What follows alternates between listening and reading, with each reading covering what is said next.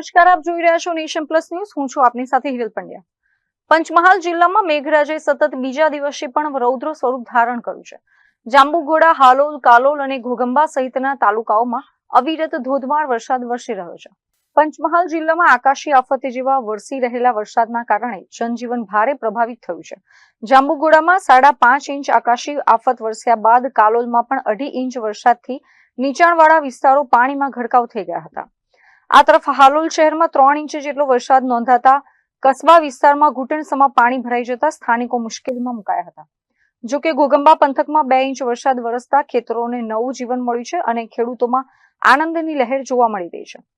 ગઈકાલ બાદ આજે બીજા દિવસે પણ વહેલી સવારથી જ હાલોલ શહેર સહિત આસપાસના ગ્રામ્ય વિસ્તારોમાં ધોધમાર વરસાદની ધમાકેદાર બેટિંગ યથાવત રહી છે. સતત પડી રહેલા વરસાદના પગલે નીચાણવાળા વિસ્તારોમાં વધુ પાણી ભરાવાની શક્યતાને જોતા સ્થાનિક વહીવટી તંત્ર પૂરેપૂરું અલર્ટ મોડ પર આવી ગયું છે. તંત્ર દ્વારા નાગરિકોને બિનજરૂરી ઘરની બહાર ન નીકળવા અને પૂરતા પ્રમાણમાં સાવચેતી રાખવા અપીલ કરવામાં આવી છે.